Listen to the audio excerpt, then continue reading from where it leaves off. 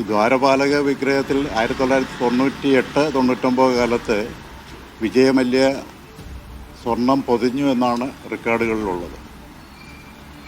പക്ഷേ 2019 അതിന് കേടുപാടുകൾ സംഭവിച്ചു എന്ന് പറഞ്ഞിട്ട് അത് കൊണ്ടുപോയി മദ്രാസിൽ പ്ലേറ്റ് ചെയ്യുന്നിടത്ത് കൊണ്ടുപോയപ്പോൾ അത് ചെമ്പ് പാളികളായിട്ട് മാറി. അതെങ്ങനെയാണ് സംഭവിച്ചതെന്നുള്ളതാണ് ഇപ്പോൾ വളരെ വിവാദമായിരിക്കുന്ന പ്രശ്നങ്ങൾ. ഇത് ഈ ഉണ്ണികൃഷ്ണൻ പോറ്റി എന്ന് പറയുന്ന ഒരു വ്യക്തിയെ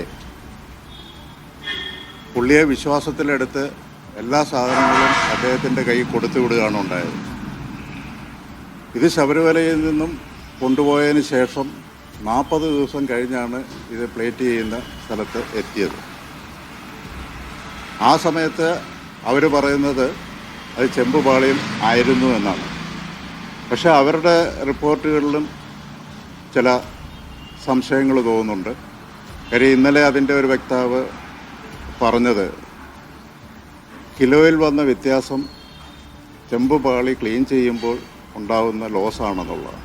അതെനിക്ക് മനസ്സിലായില്ല, അതെങ്ങനെയാണ് ഇത്രയധികം ലോസ് വരുന്നതെന്നുള്ളത്. കാര്യം 5 കിലോയുടെ ലോസൊക്കെ വരിക എന്ന് പറഞ്ഞു കഴിഞ്ഞാൽ അത് നമുക്ക് പറ്റില്ല, അത് അംഗീകരിക്കാൻ പറ്റില്ല.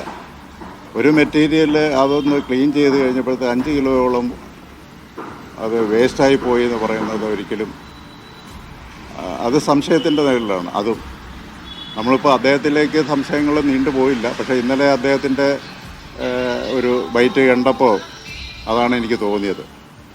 അതുപോലെ 19 കൊണ്ടുപോയി പ്ലേറ്റ് ചെയ്തു എന്ന് പറയുമ്പോഴും ഇനി എന്ത് തന്നെ ആയിക്കോട്ടെ, ഒരു മെറ്റീരിയൽ പ്ലേറ്റ് ചെയ്തെങ്കിൽ അതൊരു 3 വർഷം 4 വർഷം കഴിയുമ്പോൾ അതെങ്ങനെയാണ് അതിൻ്റെ കളർ മങ്ങുന്നത് എന്നുള്ളതും വളരെ സംശയമാണ്. പന്തളം കൊട്ടാരം പ്രതിനിധിയാണ് ഇപ്പോൾ സംസാരിക്കുന്നത്.